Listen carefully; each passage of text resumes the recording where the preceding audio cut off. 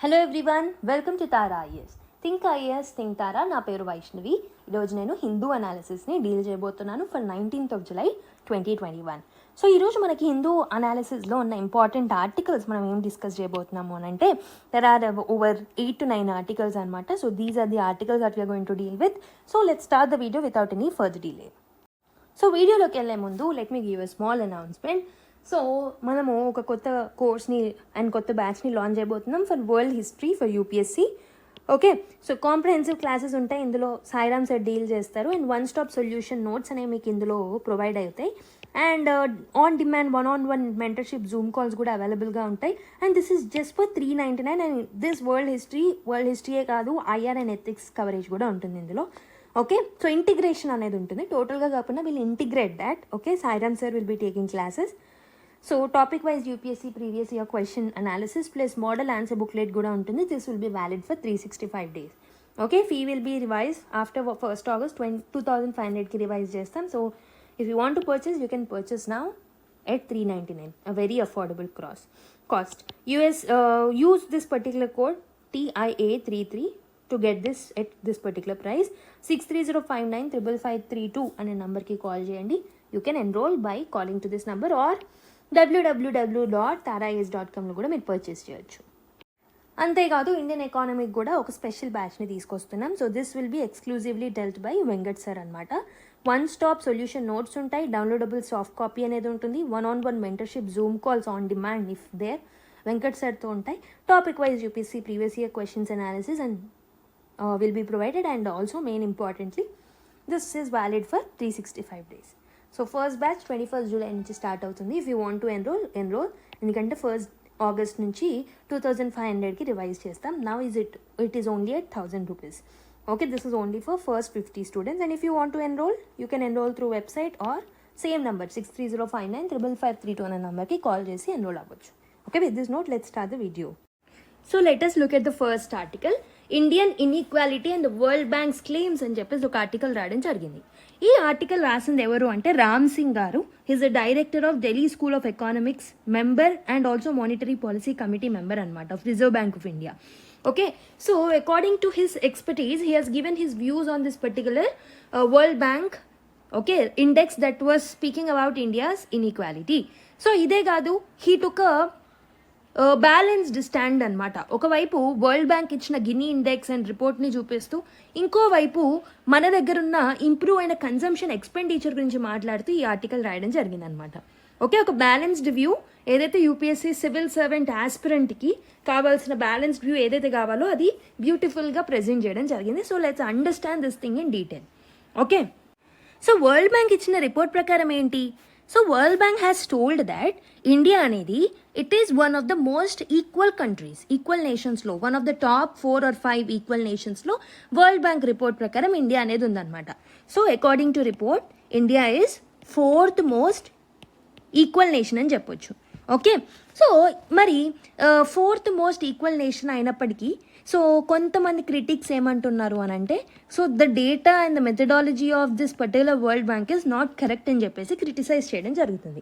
అయితే ఈ particular report ప్రకారం, ఓకే, వరల్డ్ బ్యాంక్ ఇచ్చిన ఈ పర్టికులర్ రిపోర్ట్ ప్రకారం గినీ ఇండెక్స్ ప్రకారం మనం చూసుకుంటే 2011-12 నుంచి 2023-24 ఫినాన్షియల్ ఇయర్ వరకు మనం చూసుకుంటే we were able to, అంటే India was able to uplift millions from the extreme poverty నుంచి మనము ఒక మిలియన్స్ ఆఫ్ పీపుల్ని అప్లిఫ్ట్ చేయగలిగాము according to this particular report.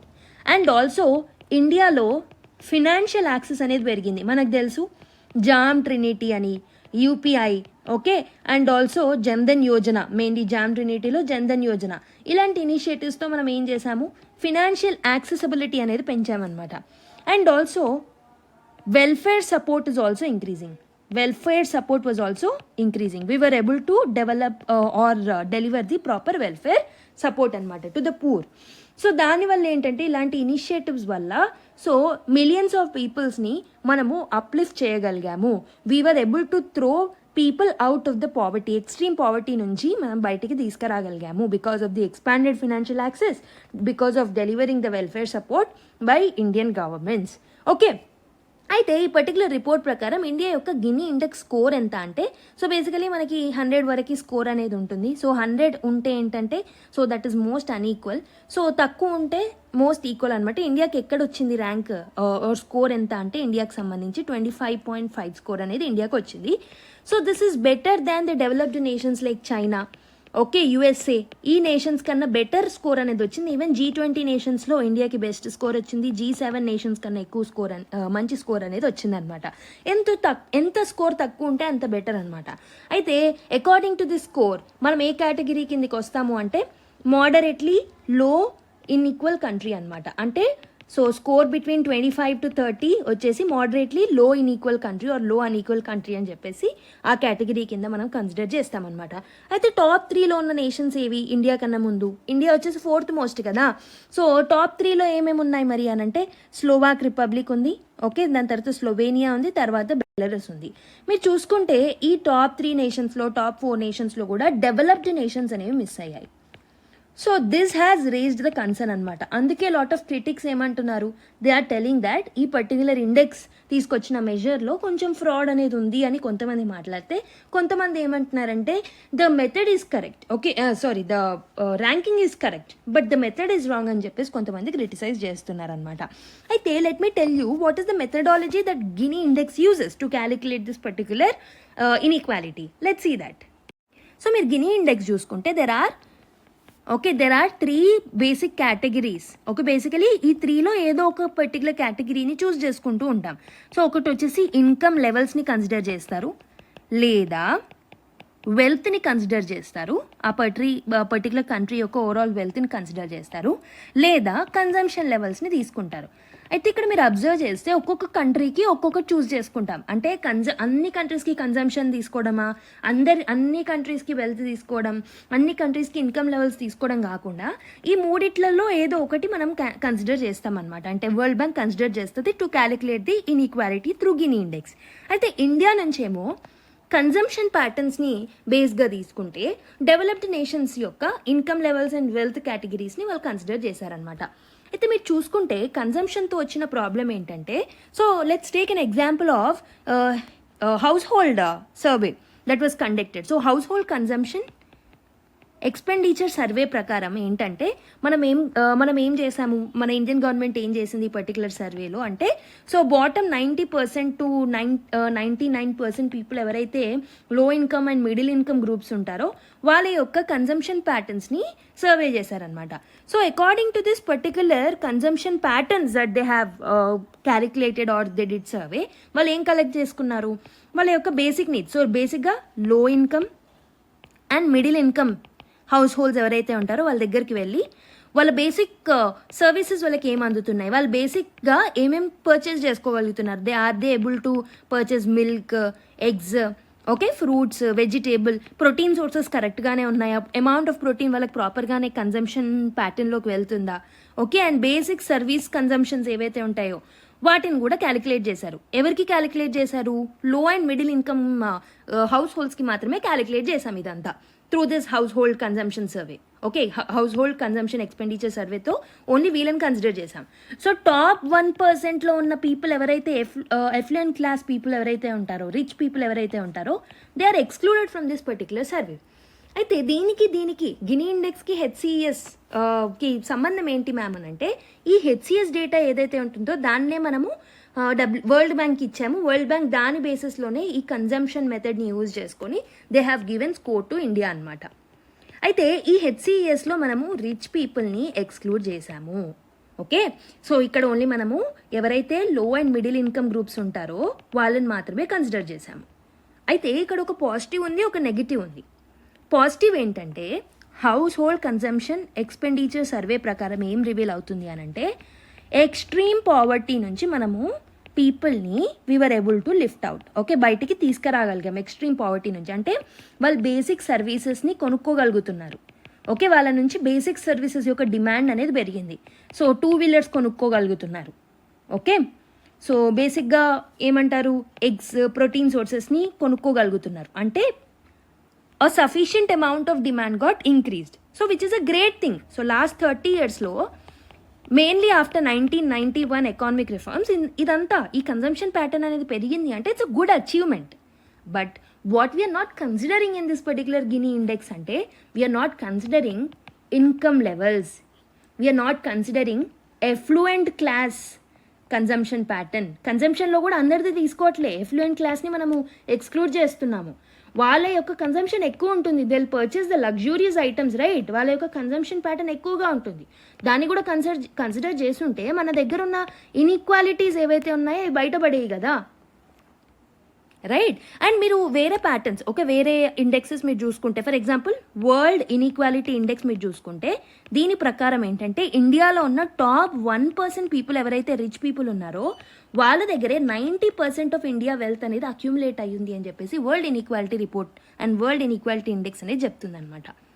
So అయితే వరల్డ్ ఇన్ఈక్వాలిటీ ఇండెక్స్ని మనము కన్జంప్షన్ మీద కాకుండా ఇన్కమ్ మీద, వెల్త్ మీద కన్సిడర్ చేస్తాం.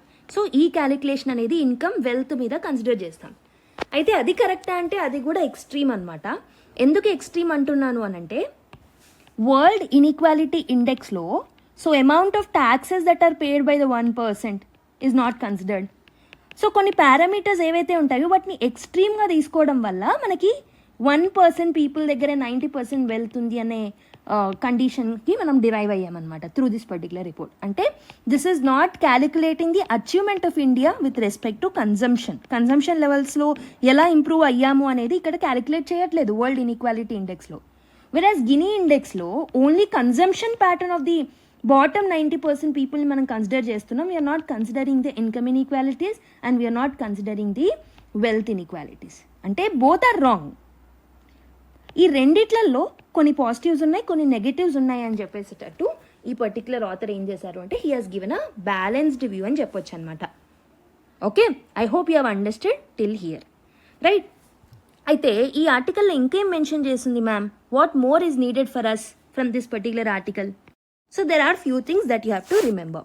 సో ఇండియా వచ్చేసి it has rank 4th equal income ఈక్వాలిటీస్లో 4th ఈక్వల్ కంట్రీగా నిల్చుంది. అదొక పాయింట్ గుర్తుపెట్టుకోవాలి to substantiate your points in the mains answers. ఇదే కాదు, గినీ ఇండెక్స్ స్కోర్ అనేది సిగ్నిఫికెంట్గా ఇంప్రూవ్ అవుతూ వస్తుంది. 2022-23 డేటా ప్రకారం 25.5 దగ్గర మనం ఉంటే 2011-2012 28.8 ఉండేది. అంటే we have improved a lot. Okay, so ఇక్కడ మనకి మెథడాలజీ యూసేజ్ ఏంటి? కన్జంప్షన్ ఎక్స్పెండిచర్ సర్వేస్ని యూజ్ చేస్తారని చెప్పాను. This is something which you have to remember. So this does not consider the income data. Okay, so ఇక్కడ ఏంటంటే ఈ కన్జంప్షన్ ప్యాటర్న్స్లో ఉన్న లూప్ హోల్ ఏంటంటే ఇన్కమ్ డిస్పారిటీస్ అనేవి they are under reported in it. So proper inequalities అనేవి మనకి రిఫ్లెక్ట్ అవ్వవు. Okay, so there are other key points that you have to remember.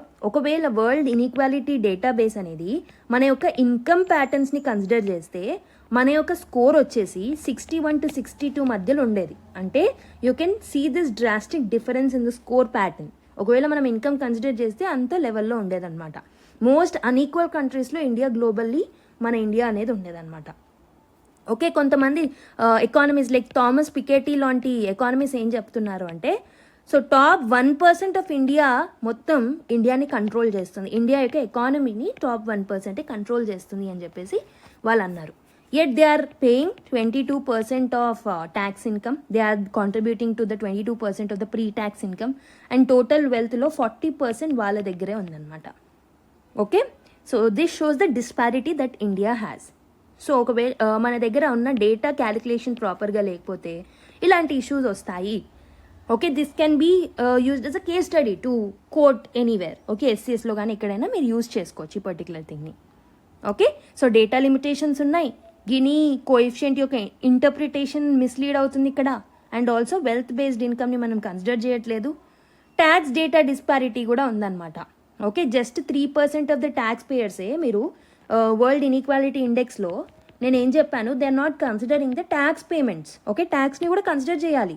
బేసిక్గా చెప్పాలంటే top 3% of the tax payers ఎవరైతే, top 3% of the affluent people ఎవరైతే ఉన్నారో వాళ్ళే 80% and 90% of ట్యాక్సెస్ని పే చేస్తున్నారనమాట. సో ఇలాంటి పారామీటర్స్ని కూడా కన్సిడర్ చేయాలి. టోటలీ నెగిటివ్ కాదు, టోటలీ పాజిటివ్ కాదు. We have to come up with a balanced thing. So దీనికోసం మనం ఏం చేస్తే బాగుంటుంది? First thing what we have to do is we need to reform the measurement టూల్స్ని మనం ఇంప్రూవ్ చేసుకోవాలి. And also it should be equal for every country if you're calculating. And ఇంకొకటి ఏం చేయొచ్చు అంటే మన యొక్క పాలసీస్ని రీడిస్ట్రిబ్యూషన్ మీద మనం ఫోకస్ చేయాలంటే గవర్నమెంట్ సైడ్ నుంచి ఎలాంటి స్టెప్స్ తీసుకోవాలంటే హెల్త్ మీద, ఎడ్యుకేషన్ మీద, న్యూట్రిషన్ మీద ఎక్కువగా ఫోకస్ చేయాలి government. Okay, transparency and accountability అనేది ఉండాలి ఇలాంటి డేటాస్ని పబ్లిష్ చేసినప్పుడు. Okay, and this particular action will be called as an empathetic action. Okay, this particular action can be treated. ఒకవేళ మనం డేటాలో ట్రాన్స్పరెంట్గా ఉంటే that particular thing is ethical one. Okay, ఇంకొకటి ఏంటంటే లోకల్ గవర్నెన్స్ని మనం స్ట్రెంథెన్ అప్ చేయాలి, అర్బన్ లోకల్ బాడీస్కి పవర్స్ ఇవ్వాలి, పంచాయతీరాజ్ ఇన్స్టిట్యూషన్స్కి ప్రాపర్గా పవర్ డెవల్యూషన్ అనేది చేయాలి. సో ఇవన్నీ స్టెప్స్ తీసుకోవడం వల్ల వీ కెన్ ఇంప్రూవైజ్ రియల్ టర్మ్స్లో, అంటే నాట్ ఆన్ పేపర్, రియల్ టర్మ్స్లో. ఓకే, థియరీలో కాదు, ప్రాక్టీస్లో what we can do is we can improvise the lives of the people. Right? So ఇప్పుడు ఒక యూపీఎస్సీ మెయిన్స్ క్వశ్చన్, యూపీఎస్సీ ఫార్మాట్లో ఫ్రేమ్ చేసిన ఒక మెయిన్స్ క్వశ్చన్ని చూద్దాం. World bank's recent assessment portrays India as one of the most equal countries globally. ఇక్కడ వరకు ఏంటి? ఇక్కడ వరకు మనకు జస్ట్ స్టేట్మెంట్ అనమాట. ఓకే, ఇక్కడ స్టేట్మెంట్ మాత్రమే అడిగారు. సో క్వశ్చన్ ఏంటంటే critically examine this statement in light of alternative global inequality assessments and suggest measure to address the rising income and wealth disparity in India. So first thing ఏమంటున్నారు, we have to critically examine this particular statement. ఏంటి ఆ statement? World bank report ప్రకారం Gini index score మనం చూసుకుంటే India అనేది 4th most equal countries. So ఈ particular స్టేట్మెంట్ని మనం క్రిటికలీ అనలైజ్ చేయాలి, అంటే క్రిటికల్ ఎగ్జామినేషన్ చేయాలి. అంటే పాజిటివ్స్ రాయాలి, నెగిటివ్స్ రాయాలి. కన్జంప్షన్ ప్యాటర్న్ ఎలా ఇంప్రూవ్ అయింది, ఎలాంటి ఇనిషియేటివ్స్ తీసుకొచ్చాం ఫినాన్షియల్ సర్వీసెస్లో, ఓకే, వెల్ఫేర్ ఓరియంటెడ్ స్కీమ్స్ మనం ఎలా తీసుకొచ్చాం, ఇవన్నీ రాయాలి. For example PM Awas Yojana లాంటివి రాయొచ్చు. You can write about JAM trinity, okay, Jan Dhan Aadhaar Yojana. And also ఎంఎస్ఎంఈస్కి సపోర్ట్ చేయడానికి we have come up with Mudra Yojana, entrepreneurship development కోసం మనం ఎన్నో స్కీమ్స్ తీసుకొచ్చాం. ప్రధాన్ మంత్రి ఫసల్ బీమా యోజన లాంటివి తీసుకొచ్చాం. ఓకే, ఇలాంటి స్కీమ్స్ అన్ని మెన్షన్ చేస్తూ you have to prove a point that India నిజంగానే ఇంప్రూవ్ అవుతూ వచ్చింది అని. But on the other side of the coin you have to mention that మెథడాలజీలో మిస్లీడ్స్ అనేవి ఉన్నాయని చెప్పేసి మెన్షన్ చేయాలి. It was only considering the consumption. Okay, it was it was excluding the income patterns. It was excluding the wealth patterns. So ఇక్కడ ఏమంటున్నారు, inequality assessment alternative global inequality అసెస్మెంట్స్తో మనం compare చేయాలి. సో ఆ టైంలో మీరు ఏం చేయొచ్చు, you can write about world inequality indexes and other things that are there. Okay, so వాటన్నిటితో కంపేర్ చేస్తూ మీరు రాయాలి. Next you have to suggest some measures to address this rise in income and wealth inequalities. Income and wealth inequalities పెరుగుతున్నాయి కదా, so దానికోసం మనం ఎలాంటి మెజర్స్ని సజెస్ట్ చేస్తాం to actually decrease or narrow down this particular inequalities. ఆ మెజర్స్ని మనం రాయాల్సి ఉంటుంది. రైట్? ఇవన్నీ చేయడం వల్ల మనకి ఇన్ఈక్వాలిటీ అండ్ ఇన్కమ్ ఇన్ఈక్వాలిటీ కన్సర్న్స్ని మనం సాల్వ్ చేయొచ్చు అని చెప్పేసి ఎండ్ చేయొచ్చు. ఓకే, కంక్లూజన్లో రాయాలి. So that we can achieve our goal of Vikasit Bharat by 2047. Okay, లేదా we can achieve the goal called Sabka Saath Sabka Vikas అని చెప్పేసి రాయాలి. So Sabka Saath Sabka Vikas is a very great one to link into it. Okay, so this is how you need to approach this particular question. So next article చూద్దాం. Agriculture needs more public spending, not just an umbrella scheme అని చెప్పేసి ఒక article రాయడం జరిగింది. So రీసెంట్గానే ఒక ఆర్టికల్ని discuss చేశాం, మీకు గుర్తుంటే ప్రైమ్ మినిస్టర్ ధనధాన్య కృషి యోజన గురించి చెప్పాను. I have told you that ఒక 36 central sector schemes and state sector స్కీమ్స్ని కన్వర్జెన్స్ చేసి మనము ఒక 11 డిపార్ట్మెంట్స్ మధ్యలో ఉన్న అగ్రికల్చర్ స్కీమ్స్ అన్నింటినీ కన్వర్ట్ చేసి ఒక అంబ్రెలా స్కీమ్ కిందకి తీసుకొచ్చాం. దాన్నే ప్రైమ్ మినిస్టర్ ధనధాన్య కృషి యోజన అని అంటాం. ఓకే, దాంట్లో కొన్ని లూప్ హోల్స్ ఉన్నాయని చెప్పేసి, దాంట్లో ఏం ఇష్యూస్ ఉన్నాయని చెప్పేసి క్రిటికలీ అనలైజ్ చేయడం జరిగింది. Let's see that. ఇది మనకి GS3లో government budgeting issues related to direct and indirect farm subsidies అనే టాపిక్స్తో మనం లింక్ చేసుకోవచ్చు. Okay, so context of the news మీకు అర్థమైంది కదా. Let's see what are the different elements of this particular scheme first. Okay, అయితే ఈ పర్టికులర్ ప్రైమ్ మినిస్టర్ ధనధాన్య కృషి యోజన అనే ఈ స్కీమ్ ఏదైతే ఉంటుందో దీన్ని మనము ఆస్పిరేషనల్ డిస్ట్రిక్ట్ ప్రోగ్రామ్ ఏదైతే ఉంటుందో అదే మోడల్లో దీన్ని డిజైన్ చేసుకోవడం జరిగింది. సో ఫస్ట్ థింగ్ ఏంటంటే ఏమేమి తీసుకున్నాం ఆస్పిరేషనల్ డిస్ట్రిక్ట్ ప్రోగ్రాంలో ఉన్న ఫీచర్స్ ఏమేమి తీసుకున్నాం దీంట్లో అంటే, ఒకటి వచ్చేసి 3 CS ఫ్రేమ్వర్క్స్. 3 CS ఫ్రేమ్వర్క్స్ అంటే ఏంటి? ఒకటి వచ్చేసి కన్వర్జెన్స్, ఇంకొకటి వచ్చేసి కొలాబరేషన్, ఇంకొకటి వచ్చేసి కాంపిటీషన్. కన్వర్జెన్స్ అంటే ఏంటి? నేను ఆల్రెడీ చెప్పినట్టు ఒక 36 స్కీమ్స్ ఏవైతే ఉంటాయో ఆ 36 స్కీమ్స్ని, ఎగ్జిస్టింగ్ అగ్రికల్చర్ స్కీమ్స్ని అండ్ 11 డిపార్ట్మెంట్స్ని కన్వర్ట్ చేసామన్నమాట. And we're collaborating with different departments. Okay, so collectors కానీ, స్టేట్ అండ్ సెంట్రల్ ఆఫీసర్స్ కానీ, and stakeholders, different stakeholders మధ్యలో కొలాబరేషన్ని పెంచుతున్నాం. సో సేమ్ ఈ ఆస్పిరేషనల్ డిస్ట్రిక్ట్ ప్రోగ్రామ్లో కూడా ఇలానే ఉండేదన్నమాట. అండ్ కాంపిటీషన్ అనే ఒక అదర్ ఫీచర్ని యాడ్ చేసాం. అంటే డిస్ట్రిక్ట్స్ ఏవైతే మనం ఈ పర్టికులర్ స్కీమ్ ఇంప్లిమెంటేషన్ కోసం చూస్ చేసుకుంటామో వాటిలలో కాంపిటీషన్ని పెంచడానికి ర్యాంకింగ్స్ అనేవి ఇస్తామన్నమాట, based on some key performings indicators. Okay, so same ఏడీపీలో కూడా ఇలాంటి ఫీచర్సే ఉండేవి. అండ్ ఇదే కాదు, ఇంకేం సిమిలర్ ఫీచర్స్ ఉన్నాయి అని అంటే we're focusing on area based approach అనమాట. ఏరియా బేస్డ్ అప్రోచ్ ఎలా అంటే, సో మనము ఆస్పిరేషనల్ డిస్ట్రిక్ట్ ప్రోగ్రామ్స్లోనేమో 112 అండర్ డెవలప్డ్ డిస్ట్రిక్ట్స్ని చూస్ చేసుకున్నాము to focus on that particular areas. In the same way ఇక్కడ మనం ప్రధాన్ మంత్రి ధన్ ధాన్య యోజనలో సో ఒక 100 లో అగ్రికల్చర్కి సంబంధించి, అగ్రికల్చర్ ప్రొడక్టివిటీలో లో ప్రొడక్టివిటీ ఉన్న ఒక 100 డిస్ట్రిక్ట్స్ని దీంట్లో చూస్ చేసుకోవడం జరిగిందనమాట. Okay, so this was about the area based approach. రెండిట్లలో ఏరియా బేస్డ్ అప్రోచ్ ఏది. థర్డ్ థింగ్ ఏంటంటే డేటా డ్రివెన్ మానిటరింగ్ అనేది ఉంది. సో ఏడీపీ అనేది, సో డేటా డ్రివెన్ మానిటరింగ్ అంటే ఏంటి? ఇక్కడ నేను చెప్పాను కదా, కాంపిటీషన్ని పెంచుతున్నామని, we are giving rankings. So basically ఈ ఆస్పిరేషనల్ డిస్ట్రిక్ట్ ప్రోగ్రామ్స్లో మనం ఈ 112 డిస్ట్రిక్ట్స్ మధ్యలో ర్యాంకింగ్స్ ఇస్తూ ఉంటాం, మంత్లీ ర్యాంకింగ్స్.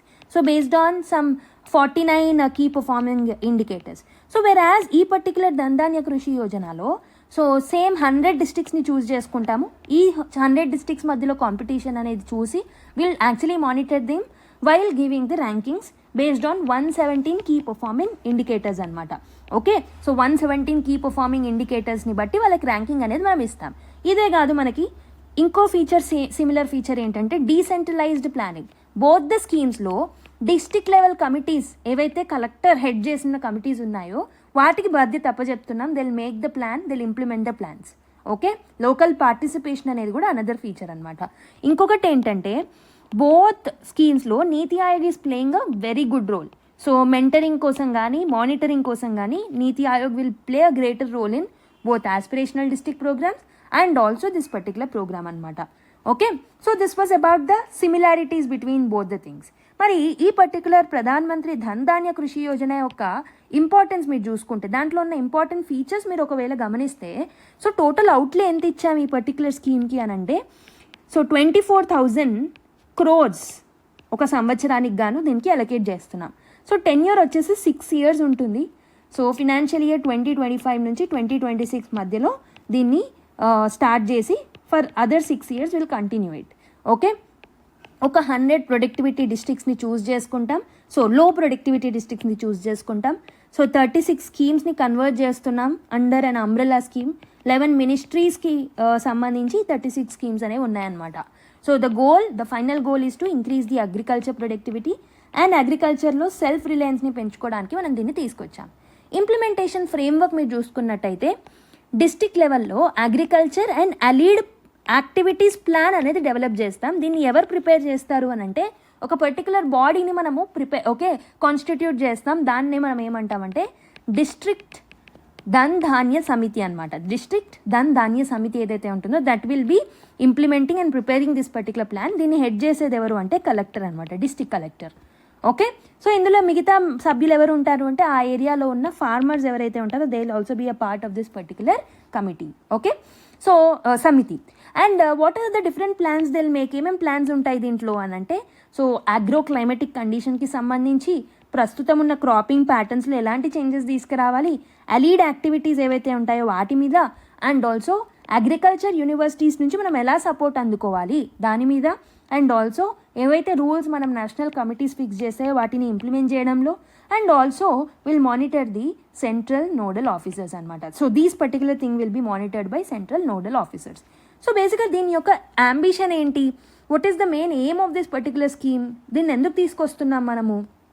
ఫస్ట్ థింగ్ ఏంటంటే అగ్రికల్చర్లో ఉన్న ప్రొడక్టివిటీని మనం ఇంప్రూవ్ చేయాలనుకుంటున్నాం. So according to few data, according to some surveys, farmer యొక్క మంత్లీ ఇన్కమ్ ఎంత అంటే యావరేజ్ 10,000 మాత్రమే. సో మనం తెలుసు we were actually focusing on doubling the farmers income, but దాన్ని మనం అచీవ్ చేయలేకపోయాం టార్గెట్ ఇయర్లో. సో కాకపోతే ఇప్పటికైనా ఇలాంటి స్కీమ్స్తో we can double the farmers income అనమాట. క్రాప్ డైవర్సిఫికేషన్ మనం ఫోకస్ చేయొచ్చు. సో క్రాప్ డైవర్సిఫికేషన్ అంటే ఏంటి? సో మనము రైస్, పల్సెస్ లాంటి వాటి మీదనే, రైస్ కానీ వీట్ కానీ ఇలాంటి క్రాప్స్ మీదనే కాకుండా farmers needs to diversify their cropping patterns. ఎందుకు వీటి మీదనే ఫోకస్ చేస్తున్నారు అంటే ఎంఎస్పీలో ఓన్లీ ఇలాంటి వాటి మాత్రమే కవర్ చేస్తున్నాం మనం. ఓకే, సో ఓన్లీ ఎంఎస్పీ ఇలాంటి క్రాప్స్ని మాత్రమే కవర్ చేయడం వల్ల ఫార్మర్స్ కూడా వీటి మీద మాత్రమే ఇంట్రెస్ట్ చూపెడుతున్నారు.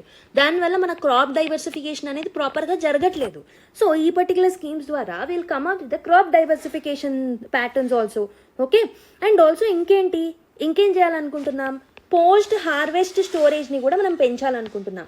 సో ప్రస్తుతం మనం పండిస్తున్న overall 1 million tons of product ఏదైతే ఉంటుందో దాన్ని స్టోర్ చేసుకోవడానికి ప్రాపర్ ఫెసిలిటీస్ అనేవి లేవన్నమాట. కోల్డ్ స్టోరేజ్ ఫెసిలిటీస్ కానీ మిగతా స్టోరేజ్ ఫెసిలిటీస్ మన దగ్గర లేవు. వాటిని కూడా మనము హార్వెస్ట్ చేసిన దాన్ని పోస్ట్ హార్వెస్ట్ స్టేజ్లో స్టోరేజ్ కోసం లోకల్ లెవెల్లో స్టోరేజ్ ఫెసిలిటీస్ని మనం డెవలప్ చేయాలనుకుంటున్నాం, ఇంప్రూవ్ చేయాలనుకుంటున్నాం. అండ్ ఆల్సో ఇరిగేషన్కి సంబంధించిన ఇన్ఫ్రాస్ట్రక్చర్ని కూడా మనం ఎక్స్పాండ్ చేయాలనుకుంటున్నాం. అండ్ ఆల్సో ఇదే కాదు, mainly so short term and also long term క్రెడిట్ని కూడా మనం ఎన్హాన్స్ చేయాలనుకుంటున్నాం ఫార్మర్స్కి, మెయిన్లీ ద మార్జినల్ ఫార్మర్స్కి. ఓకే, సో అయితే ఏవైతే డిస్ట్రిక్ట్స్ మనం చూస్ చేసుకున్నామో లో ప్రొడక్టివ్ ఏరియాస్ని మనం చూస్ చేసుకుంటున్నాం కాబట్టి ఇక్కడ ఉన్న ఫార్మర్స్ ఎంపవర్ అవుతారు అనమాట. Okay, they'll be empowered to take decisions, they'll be empowered because వాళ్ళకి ఎకానమిక్ సపోర్ట్ అనేది గవర్నమెంట్ నుంచి అందుతుంది కాబట్టి. ఓకే, సో మెయిన్లీ మనం దీంట్లో 3 C's ఏదైతే ఉంటుందో కన్వర్జెన్స్, కొలాబరేషన్, కాంపిటీషన్ అనే 3 C'ని మనం అడాప్ట్ చేసుకున్నాం. 117 కీ పర్ఫార్మెన్స్ ఇండికేటర్స్ ద్వారా ర్యాంకింగ్ ఇవ్వబోతున్నాం. అండ్ నీతి ఆయోగ్ ఏదైతే ఉంటుందో that will do the capacity building and it will give the guidance అనమాట. ఓకే, సో మరి డిస్ట్రిక్ట్స్ని ఎలా చూస్ చేసుకుంటాం? ఈ 100 డిస్ట్రిక్ట్స్ని మనం ఏదైతే డిస్ట్రిక్ట్స్ని చూస్ చేసుకోవాలనుకుంటున్నామో వాటిని కొన్ని పారామీటర్స్ బేసిస్ మీద మనం డిస్ట్రిక్ట్స్ని చూస్ చేసుకుంటాం. సో ఆ డిస్ట్రిక్ట్లో అగ్రికల్చర్ యొక్క ప్రొడక్టివిటీ అనేది తక్కువ ఉండాలి, క్రాపింగ్ ఇంటెన్సిటీ అనేది మోడరేట్గా ఉండాలి, అండ్ ఆల్సో క్రెడిట్ ఫ్లో అనేది బిలో యావరేజ్గా ఉండాలి. ఓకే, అండ్ ఆల్సో ప్రతి స్టేట్ నుంచి లేదా ప్రతి యూటీ నుంచి కనీసం 1 డిస్ట్రిక్ట్ని మనం చూస్ చేసుకోవాలన్నమాట. ఓకే, సో దీనివల్ల ఏమవుతుంది అని అంటే మన యొక్క ఆత్మనిర్భర్ భారత్ గోల్ని మనం రీచ్ అవ్వగలుగుతాం, డొమెస్టిక్ అగ్రికల్చర్ ప్రొడక్షన్ని మనం బూస్ట్ చేయగలుగుతాం, వాల్యూ అడిషన్ జరుగుతుంది. అండ్ ఆల్సో న్యాచురల్ ఫార్మింగ్ని, మెయిన్లీ ఇక్కడ ఫీచర్ ఏంటంటే ఈ స్కీమ్లో న్యాచురల్ ఫార్మింగ్ అండ్ ఆర్గానిక్ ఫార్మింగ్ని కూడా మనం ప్రమోట్ చేయబోతున్నాం అనమాట. సో దీనివల్ల మనకి ఈ క్లైమేట్ రెసిలియంట్ అగ్రికల్చర్ అనేది డెవలప్ అవుతుంది. అండ్ ఇంకొకటి ఏంటంటే లోకల్ లెవెల్ అప్లిఫ్ట్మెంట్ అనేది జరుగుతుంది అనమాట. So this is about the features of this particular scheme. కానీ ఈ పర్టిక్యులర్ ఎడిటోరియల్లో మనకి ఈ స్కీమ్లో ఉన్న ఛాలెంజెస్ మీద ఫోకస్ చేశారు. మనం ఓవరాల్గా స్కీమ్ ఏంటి, దానివల్ల మనకి ఎలాంటి ప్రాబ్లమ్స్ అనేవి మనం సాల్వ్ చేసుకోవచ్చు అనేది చూసాం. Like what will be the benefits of the scheme అనేది మనం చూసాం. కానీ ఈ ఆర్టికల్లో మనకి ఛాలెంజెస్ గురించి కూడా మెన్షన్ చేసిందనమాట. సో మనకి ఏం ఛాలెంజెస్ ఉన్నాయి ఈ స్కీమ్లో అనంటే, మీరు చూసుకుంటే అగ్రికల్చర్ స్పెండింగ్ ఏదైతే ఉంటుందో ఇయర్ బై ఇయర్ అనేది తగ్గుతూ వస్తుంది. ఇలాంటి అంబ్రెలా స్కీమ్స్ని మనం తీసుకొచ్చినా స్పెండింగ్ అనేది తగ్గిస్తే మనకి ఎలాంటి యూజ్ ఉండదు. మీరు 2021-22 ఫినాన్షియల్ ఇయర్లో చూసుకుంటే 3.53% అగ్రికల్చర్ బడ్జెట్ అనేది తగ్గింది. అండ్ ఆల్సో 2025-26 మధ్యలో చూసుకుంటే 2.5% బడ్జెట్ అలొకేషన్ అనేది ఇంకా తగ్గింది ప్రీవియస్ ఇయర్తో కంపేర్ చేస్తే. This is not a data that is given by any other body, this is the data that is given by parliamentary standing committee on agriculture it self. Okay, వాళ్ళు చెప్తున్న data ప్రకారమే agricultures మీద మనం spend చేసే budget allocation అనేది తగ్గుతూ వస్తుందన్నమాట. Okay, so ఇంకొకటి ఏంటంటే ఇలాంటి కన్వర్జెన్స్ మోడల్స్ని మనం ఎన్ని తీసుకొచ్చినా ఈ ఇన్వెస్ట్మెంట్ని తగ్గిస్తూ పోవడం వల్ల, ఓకే, సో లేదా ఇన్వెస్ట్మెంట్ని స్టాగ్నెంట్గా అదే ఉంచడం వల్ల మనకి ఎలాంటి ఎఫెక్టివ్నెస్ అనేది ఉండదన్నమాట. కాబట్టి అగ్రికల్చర్ ఇన్వెస్ట్మెంట్ని మనం ప్రమోట్ చేయాలి. అండ్ ఆల్సో ఇంకొకటి ఏంటంటే ఈ పర్టికులర్ స్కీమ్ తీసుకురావడం వల్ల మనకి ఏదో అయిపోదు, దాని యొక్క ఇంప్లిమెంటేషన్ అనేది కూడా ఆన్ గ్రౌండ్ ప్రాపర్గా జరగాలి. ఓకే, అండ్ ఆల్సో ఇంకొకటి ఏంటంటే ఈ స్కీమ్లో మనకి ప్రైవేట్ సెక్టర్ పార్ట్నర్షిప్ని కూడా మనం తీసుకొస్తున్నాం. But this will actually lead to a commercialisation of the public good. So మనకి ఏదైతే ఫుడ్ ఉంటుందో ఆల్మోస్ట్ మనకు చాలా ఫుడ్ ఏదైతే ఉందో that is a public good. But మనం ప్రైవేట్ సెక్టర్ని ఇన్వాల్వ్ చేయడం వల్ల ఈ పబ్లిక్ గూడ్స్ అనేవి కమర్షియలైజ్ అయ్యే ఛాన్సెస్ ఉంటాయన్నమాట. అండ్ ప్రస్తుతం ఆన్గోయింగ్ ఇష్యూస్ ఏమేమి ఉన్నాయి, ప్రస్తుతం ఎలాంటి ఛాలెంజెస్ ఉన్నాయంటే లో క్రెడిట్ డిస్బర్స్మెంట్, క్రాపింగ్ ఇంటెన్సిటీ చాలా తక్కువ ఉంది. అండ్ ఆల్సో సోయింగ్ ఏరియా ఏదైతే ఉంటుందో ఆయిల్ సీడ్స్ లాంటి వైటల్ క్రాప్స్కి సంబంధించిన సోయింగ్ ఏరియా కూడా చాలా తక్కువ ఉంది. ఇలాంటి ఛాలెంజెస్ని కూడా మనం ఫేస్ చేయాలి, ఇలాంటి మల్టీఫెసెటెడ్ ఛాలెంజ్ని మనం ఫేస్ చేయాలి అని చెప్పేసి మనకి ఇక్కడ రైటర్ ఆఫ్ ది ఆర్టికల్ చెప్తున్నారనమాట. సో మరి ఎలాంటి స్టెప్స్ తీసుకుంటే వీటన్నిటిని మనం ఫేస్ చేయొచ్చు, వీటన్నిటిని మనము సాల్వ్ చేయొచ్చు అని అంటే పబ్లిక్ ఇన్వెస్ట్మెంట్ తక్కువ ఉంది కాబట్టి అగ్రికల్చర్లో దాన్ని పెంచాలి. ఓకే, ఇంకొకటి ఏంటి, ఈ state level and local participation అనేది ప్రాపర్గా జరిగేలాగా పంచాయత్స్ నుంచి, కోఆపరేటివ్స్ నుంచి, యూనివర్సిటీస్ నుంచి అండ్ ఆల్సో ఫార్మర్ ఆర్గనైజేషన్స్ నుంచి ప్రాపర్ పార్టిసిపేషన్ ఉండేలాగా మానిటర్ చేయాలన్నమాట. ఓకే, సో పబ్లిక్ ఇన్వెస్ట్మెంట్స్ని కూడా పెంచాలి along with the private sector participation.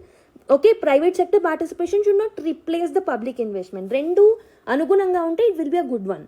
Okay, and also దీని యొక్క ఇంప్లిమెంటేషన్ ప్రాపర్గా జరగాలి అంటే స్కీమ్ మానిటరింగ్ ప్రాపర్గా చేయాలన్నమాట. ఓకే, ఇంకొకటి ఏం చేయొచ్చు, మెయిన్లీ ఈ స్కీమ్లో crop diversification issues, water conservation issues, soil health issues అన్నిటి మీద మనం ఫోకస్ చేయాలి. మెయిన్లీ క్లైమేట్ రెసిలియంట్ అగ్రికల్చర్ మీద ఎక్కువగా ఫోకస్ చేయాలి. Okay, so these are the suggestions that are given by the author of this particular article. Now let's go to another one. So let us look at another article. TRF was floated to deflect international sanctions against Pakistan security officials అని ఒక article. ఇంకొకటి ఏంటంటే this particular add TRF to terrorist list, US adds TRF to terror list for the Pahalgam attack అని చెప్పేసి, for the Pahalgam strike అని చెప్పేసి 2 articles రావడం జరిగింది. This is a very great thing for India. Basically ఏమైంది అని అంటే, so దానికన్నా ముందు ఇక్కడ ఎజెండా ఆఫ్ ది ఆర్టికల్ చెప్పే ముందు లెట్ మీ టెల్ యూ ఎక్కడ మనం దీన్ని లింక్ చేసుకోవచ్చు.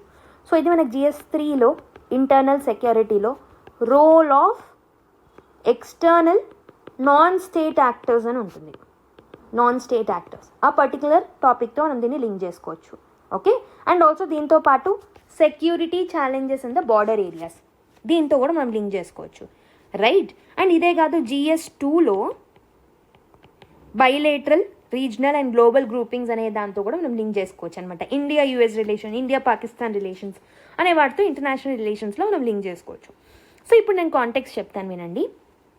సో ఏమైంది అంటే, USA ఏం చేస్తుందంటే, ఇట్ హ్యాస్ డెసిగ్నేటెడ్ TRF అనే ఒక ఆర్గనైజేషన్. ఇదేం organization? It's a terrorist organization. దీని పేరేంటి? ద రెసిస్టెన్స్ ఫోర్స్ అనమాట. సో ద రెసిస్టెంట్ ఫ్రంట్ అనమాట.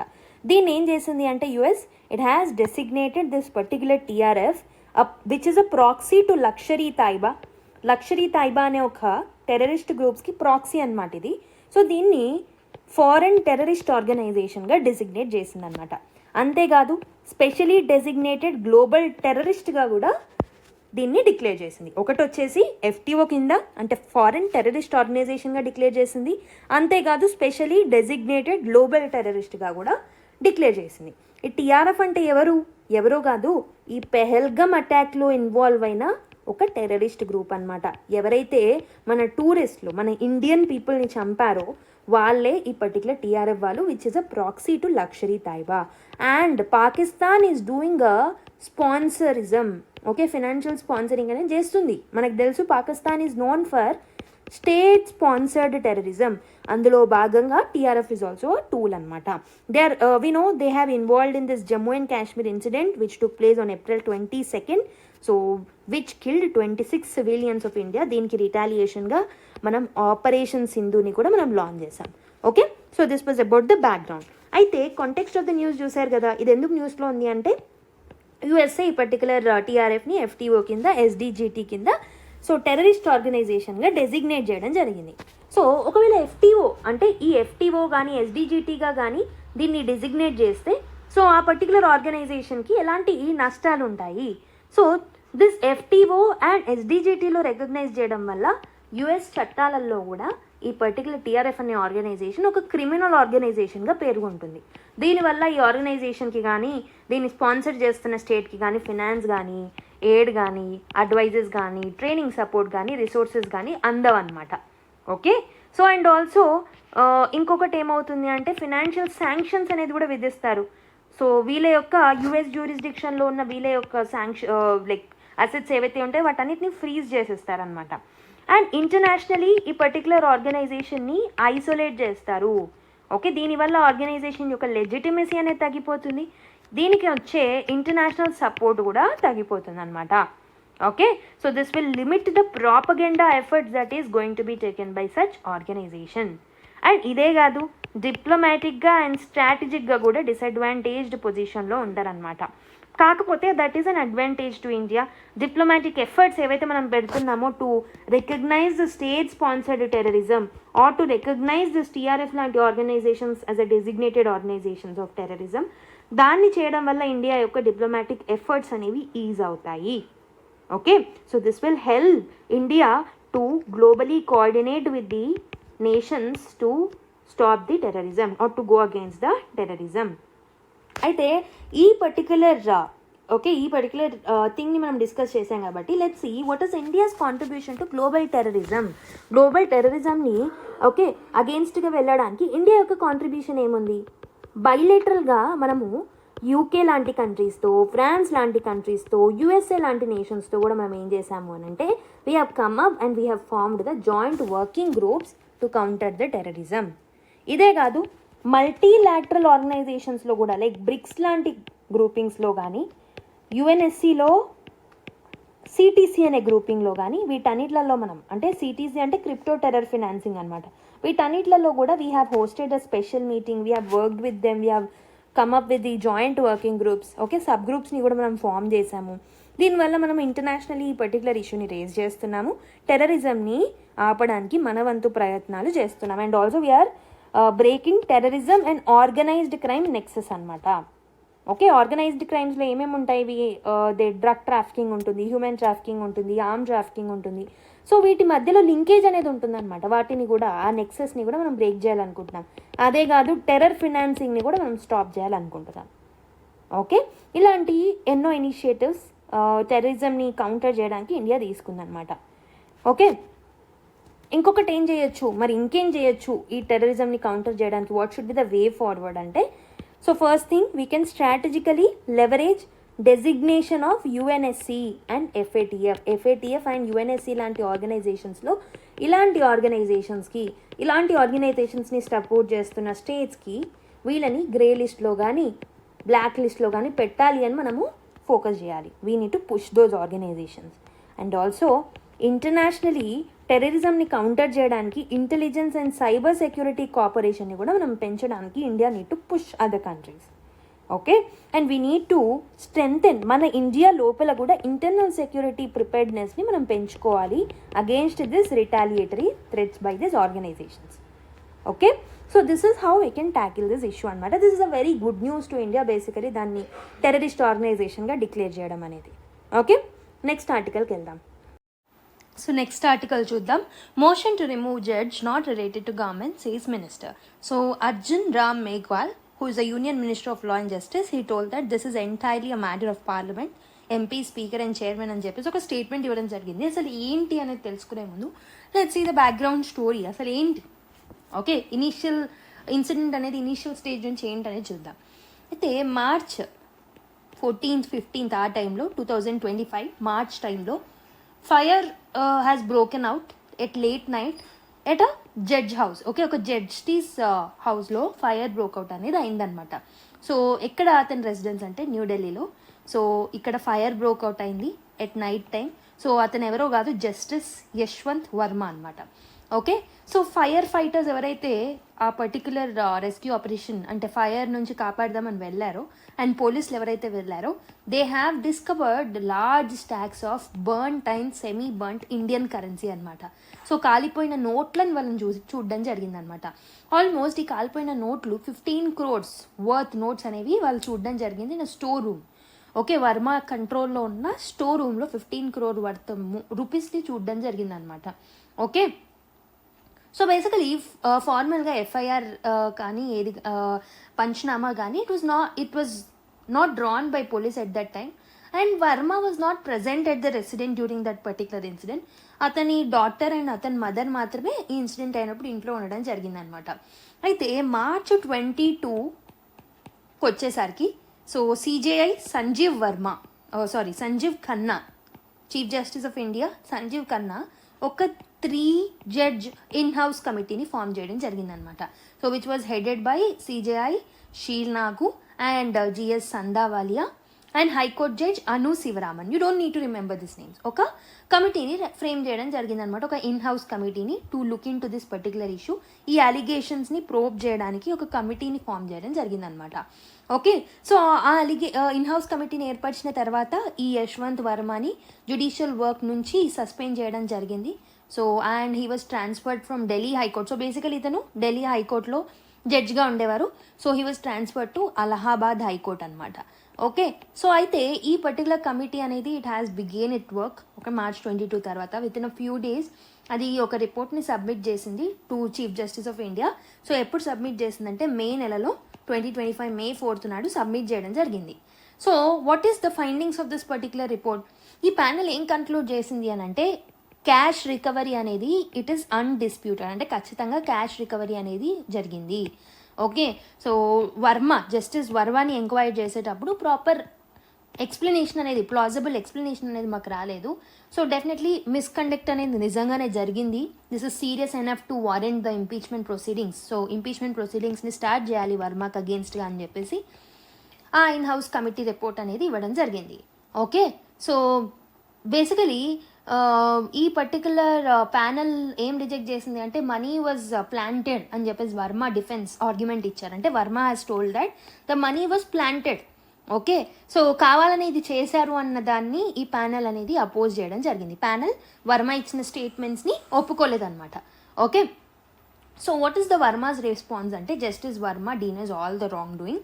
సో ఒక కాన్స్పిరసీ, ఇది కావాలని నన్ను మలైన్ చేయాలనుకుంటున్నారు. So this is a conspiracy to malign అని చెప్పేసి చెప్పడం జరిగింది. He provided his arguments. Okay, అతని స్టోర్ రూమ్ మీద ఎలాంటి కంట్రోల్ లేదు. సో ఈ క్యాష్ అది అక్కడికి ఎలా వచ్చిందో అనేది కూడా అతనికి తెలియదు అన్నట్టు అతను చెప్పడం జరిగిందనమాట.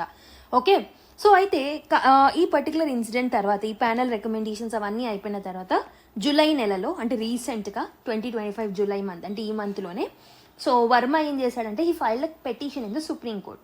ఓకే, సో ఈ పర్టికులర్ ఎంక్వైరీ రిపోర్ట్ని మొత్తం క్వాష్ చేయండి అని చెప్పేసి ఈ ప్రాసెస్ యొక్క కాన్స్టిట్యూషనాలిటీని ఛాలెంజ్ చేయడం జరిగిందనమాట. Okay, so he has challenged the constitutionality of the process which was adopted by this particular panel. Okay, so ఇది ఇక్కడ వరకు ప్రాసెస్.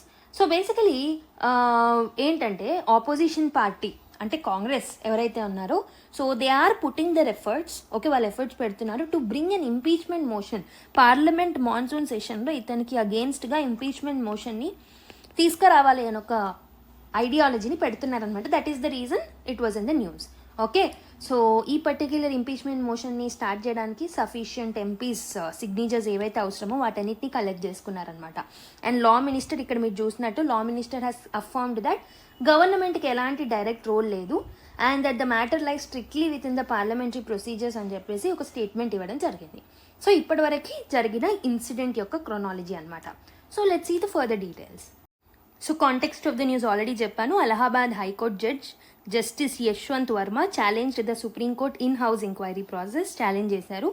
సో దీన్ని ఒక ఎక్స్ట్రా కాన్స్టిట్యూషనల్ మెకానిజం అని, ఒక ప్యారలల్ మెకానిజం అని, సో దీనివల్ల పార్లమెంట్ అథారిటీ అయిన ఆర్టికల్ 124 అండ్ ఆర్టికల్ 218 ఇవన్నీ ఎంక్రోచ్ అవుతున్నాయని చెప్పేసి సుప్రీంకోర్టులో ఛాలెంజ్ చేయడం జరిగింది. సో కీ పాయింట్స్ ఏంటంటే 124 Clause 4 and 124 Clause 5 and article 218 ఏంటంటే so Supreme Court and high court judges యొక్క కాన్స్టిట్యూషనల్ ప్రొసీజర్ ఏముంటుంది వాళ్ళని రిమూవ్ చేయడానికి. సో పార్లమెంట్ ఇంపీచ్మెంట్ ప్రాసెస్ అంతా మనకి ఆర్టికల్ 124 అండ్ ఆర్టికల్ 218లో మెన్షన్ చేసి ఉంటుంది. అండ్ దీనికి సంబంధించి ఒక చట్టం కూడా ఉంది, దాన్ని మనం జడ్జెస్ ఎంక్వైరీ యాక్ట్ ఆఫ్ 1948 అని అంటామన్నమాట. ఓకే, సో ఈ పర్టికులర్ ఇన్ హౌస్ ప్రొసీజర్ ఏదైతే జరిపించారో సుప్రీంకోర్ట్ సిజేఐ ఒక ప్యానల్ని ఏర్పరిచి this has evolved as a non statutory, అంటే దీనికి ఇది చట్టం లేదనమాట. ఈ ఇన్ హౌస్ ప్రొసీజర్కి ఇది ఒక సెల్ఫ్ రెగ్యులేటరీ మెకానిజం.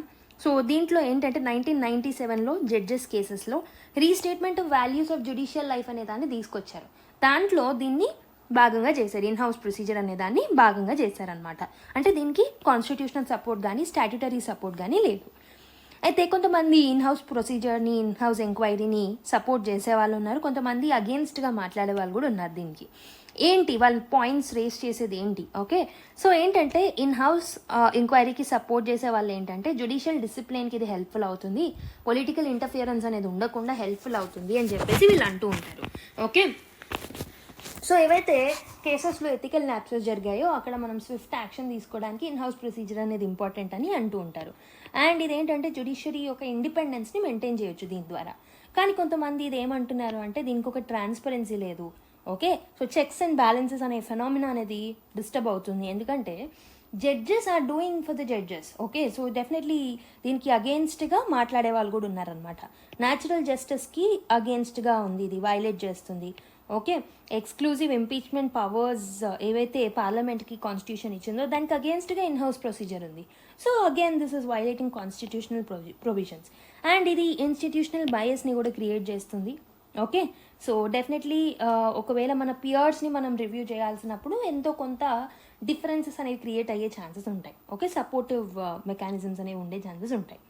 ఈ కేసులో however it is different. Okay, so మరి ఈ పర్టికులర్ ఆర్టికల్లో మనకి బిజినెస్ అడ్వైజరీ కమిటీ గురించి కూడా మెన్షన్ చేశారు, కాబట్టి లెట్స్ సీ క్విక్లీ అసలు ఏంటిది అనేసి. బిజినెస్ అడ్వైజరీ కమిటీ అనేది ఒక parliamentary committee. Rules of procedure and conduct of business in Lok Sabha rule number 287 ద్వారా దీన్ని మనం తీసుకొచ్చుకున్నాము. సో ఏంటంటే లెజిస్లేటివ్ అండ్ నాన్ లెజిస్లేటివ్ బిజినెస్లు ఏవైతే లోక్సభలో మనం కండక్ట్ చేస్తామో దానికి సంబంధించిన ప్లానింగ్ అండ్ షెడ్యూలింగ్ అంతా ఈ బిజినెస్ అడ్వైజరీ కమిటీ చేస్తుంది అనమాట. దీంట్లో 15 మెంబర్స్ ఉంటారు. సో ఎవరెవరు ఉంటారు అంటే చైర్మన్గా లోక్సభ స్పీకర్ ఉంటే, deputy speaker, minister who is nominated by prime minister, and also recognised parties and groups ఏవైతే ఉంటాయో దాంట్లో నుంచి రిప్రజెంటేటివ్స్ ఉంటారు, లీడర్స్ ఉంటారు, and other members are nominated by the speaker అనమాట. అంటే టోటల్ ఆఫ్ 15 మెంబర్స్ ఉంటారు. Head is the speaker of Lok Sabha. ఈ 2 పాయింట్స్ని గుర్తుపెట్టుకోండి. Okay, so what are the functions of this particular business advisory committee అంటే గవర్నమెంట్ బిల్స్ అలొకేషన్ గురించి discussions చేస్తూ ఉంటుంది. It will suggest the order in which debate and discussions are needed to be laid down. Okay, and it will recommend some rules of procedure, ఏమైనా changes చేయాలన్నా చెప్తుంది. And also parliament యొక్క efficient ఫంక్షనింగ్కి కూడా ఈ particular committee అనేది help చేస్తుంది అనమాట. Okay, so these are the functions. So ఇప్పుడు మీరు ఏం చేస్తారు అని అంటే try to solve this UPSC prelims format question based on the discussion that we have made. With reference to removal of judges in India, consider the following statements. The term impeachment is explicitly used in the constitution for the removal of high court judges. A motion for removal of a judge requires the signature of at least 100 members of the Lok Sabha or 50 members of the Rajya Sabha. The same procedure applies for removal of both Supreme Court and High Court judges. The ground for removal are defined in the constitution as misbehavior and incapacity. So ఈ నాలుగిట్లలో ఏది correct? 1 and 2, 2 and 3, 2, 3 and 4, 1, 3 and 4. మీకు ఏది correct option అనిపిస్తే this is based on the static knowledge, కాబట్టి please comment down. I'll see how many of you will answer it. Okay, so next article చూద్దాం. Government demonstrates fake verified X account in high court. So union government ఏం చేసింది అని అంటే, so Friday రోజు it has went to high court of Karnataka. So వెళ్ళేసి ఏం చెప్పింది అని అంటే ఒక ఫేక్ సోషల్ మీడియా అకౌంట్ని క్రియేట్ చేశారు. So which he's created by its official on social media. So X అనే ప్లాట్ఫామ్, ఓకే, ట్విట్టర్ అనే ప్లాట్ఫామ్లో దీన్ని క్రియేట్ చేశారు. సో దీన్ని అకౌంట్ పేరు సుప్రీం కోర్ట్ ఆఫ్ కర్ణాటక అని పెట్టారు. So which is an institution that does not exist. మనకి సుప్రీం కోర్ట్ ఆఫ్ ఇండియా ఒకటే ఉంది, కర్ణాటక హైకోర్ట్ అనొచ్చు, కానీ there is no supreme court of Karnataka, right? So అని చెప్పేసి హౌ ఈజీలీ ఒక ఇన్స్టిట్యూషన్ లేది సృష్టించడం ఎంత ఈజీ అయిపోయింది. సో అని చెప్పేసి యూనియన్ గవర్నమెంట్ చెప్పడం జరిగిందనమాట. సో ఇక్కడ ఏంటంటే మనకి ఈ పర్టికులర్ న్యూస్లో సాలిసిటర్ జనరల్ ఆఫ్ ఇండియా గురించి మెన్షన్ చేసింది కాబట్టి, so there is a mention. Okay, if you want you can have a quick read of this particular article. Okay, so that's the reason we have picked up. Okay, so you can use this as an example in your ethics answers or internal security aspects and all. Fake news ane dantlo vaatలలో మీరు రాసుకోవచ్చు. So Solicitor General of India is appointed by generally appointment committee of the cabinet. So Solicitor General of India is the second highest law officer anamata Attorney General tarvata. So Supreme Court and High Courts lo on behalf of the government represent చేస్తారు, అక్కడ appear అవుతారు. Attorney జనరల్ని assist చేస్తూ ఉంటారనమాట. ఇది ఒక constitutional post అయితే కాదు, it's just statutory post. Law officers act కింద ఈ పర్టికులర్ పోస్ట్ని క్రియేట్ చేయడం జరిగిందనమాట. ఓకే, సో సహయోగ్ పోర్టల్ గురించి చూద్దాం. So this is a portal that is launched by ministry of home affairs. So ఏంటంటే various government agencies and social media intermediaries ఏవైతే ఉన్నాయో, so safer cyber space కోసం ఈ పర్టికులర్ సహయోగ్ పోర్టల్ని గవర్నమెంట్ తీసుకురావడం జరిగిందనమాట. Social media intermediaries and also government ఏజెన్సీస్కి collaboration అనేది ప్రాపర్గా ఉండాలి, వీళ్ళ మధ్యలో కొలాబరేషన్ ఎన్హాన్స్ చేయాలి, అండ్ ఆల్సో కంప్లైంట్స్ మెకానిజంని ఈజీగా మార్చాలి, సైబర్ స్పేస్ని సేఫ్గా మార్చడానికి దీన్ని మనం తీసుకొచ్చామన్నమాట. ఓకే, సో ఇదేం చేస్తుంది అని అంటే ఏదైతే అన్లాఫుల్ కంటెంట్ ఉంటుందో, సో అన్లాఫుల్ కంటెంట్ని రిమూవ్ చేయడం కానీ రిపోర్ట్ చేయడం కానీ చేస్తూ ఉంటుంది అనమాట. సో దీనికి ఆ పవర్ అనేది ఐటీ యాక్ట్ నుంచి వస్తుంది. Okay, so with section is related to it in IT act అంటే సెక్షన్ 69A ఏం చేస్తుంది అని అంటే it will empower the centre to block public access to online content. Okay, so కొన్ని సర్కమ్స్టాన్సెస్లో national security, sovereignty and public ఆర్డర్ని దృష్టిలో పెట్టుకుని ఏదైతే కంటెంట్ సోషల్ మీడియాలో ఉంటుందో దాన్ని బ్లాక్ చేయొచ్చు అని చెప్పేసి సెక్షన్ 69Aలో మనకి ఐటీ యాక్ట్లో మెన్షన్ చేసి ఉంటుంది. అండ్ సెక్షన్ 79లో సేఫ్ హార్బర్ ప్రొటెక్షన్ అనేది ఉంటుందన్నమాట కొంతమంది ఆన్లైన్ ఇంటర్మీడియరీస్కి. ఓకే, సో దాని గురించి మనకి సెక్షన్ 79లో మెన్షన్ చేసి ఉంటుంది. Okay, so next article, US rejects WHO global pandemic respond accord అని ఒక ఆర్టికల్ రాయడం జరిగింది. సో మనకి తెలిసిందే US has rejected an agreement adopted by members of world health organisation. World health organisation రీసెంట్గా ఒక అగ్రిమెంట్తో ముందుకు వచ్చారు to improve preparedness for the future pandemics. So ఇది ఒక లీగలీ బైండింగ్ ప్యాక్ట్ అనమాట. దీన్ని యుఎస్ రిజెక్ట్ చేసింది ఈ అగ్రిమెంట్ని. ఓకే, సో ఈ పర్టికులర్ ప్యాక్లో ఏం చెప్తున్నారు అంటే డ్రగ్స్ కానీ థెరాప్యూటిక్స్ కానీ వ్యాక్సిన్స్ కానీ ఇవన్నీ గ్లోబల్గా యాక్సెసిబుల్గా ఉండాలి. ఒకవేళ నెక్స్ట్ పాండమిక్ హిట్ అయితే ఏదైనా వచ్చినప్పుడు ఇవన్నీ గ్లోబల్ లెవెల్లో ప్రపంచం మొత్తంలో యాక్సెసిబిలిటీని మనం ఎన్షూర్ చేయాలి. మెయిన్లీ ఆఫ్రికా లాంటి నేషన్స్లో, ఓకే, ఐలాండ్ నేషన్స్లో ఇలాంటి వాటిలో మనం యాక్సెసిబిలిటీని పెంచాలి అని అగ్రిమెంట్ చెప్తుంది, whereas US rejected it. Okay, so ఈ పర్టిక్యులర్ అగ్రిమెంట్ అనేది రావాలి అని అంటే it requires participating manufacturers to allocate a target of 20% ఒక మొత్తం వ్యాక్సిన్స్లో మెడిసిన్స్లో ఏవైతే వాళ్ళు తీసుకొస్తారో 20% of their vaccines medicines and test to the WHO during a pandemic. Okay, so that ఈ 20% వాళ్ళు WHOకి ఇచ్చేస్తే WHO యూస్ దేనికి చేస్తుంది అంటే mainly for the poorer nations అనమాట. సో అని చెప్పేసి ఈ అగ్రిమెంట్ తీసుకొస్తే యుఎస్ఏ అనేది రిజెక్ట్ చేసిందనమాట. Okay, so WHO constitution does not explicitly outline a withdrawal process but US has withdrawn from it, we know. Okay, so yeah, that was about this particular news. ఇక్కడ మీరు ఏం రాయొచ్చు అంటే IR answers రాసినప్పుడు ఇలాంటి పాయింట్స్ని మీరు మెన్షన్ చేయొచ్చు to substantiate your points. Okay, mainly US యొక్క అమెరికా ఫస్ట్ పాలసీ గురించి, ప్రొటెక్షనిజం గురించి కానీ, సో రెజీమ్ చేంజ్ తర్వాత వచ్చిన చేంజెస్ గురించి ఏదైనా క్వశ్చన్ అడిగినప్పుడు దీని చుట్టూ రివాల్వ్ అయినప్పుడు you can mention this example. Okay, so next article, Nistar first indigenous diving support vessel commission into navy అని ఒక ఆర్టికల్ రావడం జరిగిందనమాట. సో బేసికలీ రీసెంట్గా నిస్తరే కాకుండా నిపుణ్ని కూడా కమిషన్ చేయడం జరిగింది. కాకపోతే ఇక్కడ నిస్తర్ గురించి ఇచ్చారు కాబట్టి let's discuss about it. Okay, so Indian naval ship Nistar ఇదేంటంటే this is for diving support క్యాపబిలిటీని పెంచడానికి, అంటే this is a diving support craft అనమాట. ఓకే, దీన్ని ఎక్కడ కమిషన్ చేశారు అంటే విశాఖపట్నంలో దీన్ని కమిషన్ చేయడం జరిగింది. First of all diving support craft అంటే ఏంటి? సో ఇదొక స్పెషలైజ్డ్ వెజిల్ అనమాట.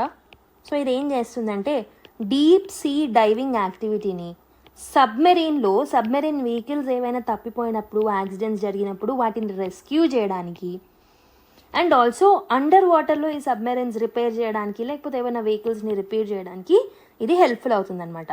సో అందుకే దీన్ని ఏమంటామంటే it's a diving support వెజిల్. Okay, so under see diving, okay, deep sea diving ఏదైతే ఉంటుందో దాన్ని సపోర్ట్ చేయడానికి దీన్ని, ఓకే, గవర్నమెంట్ దీన్ని తీసుకురావడం జరిగిందనమాట. Indian navy has inducted it.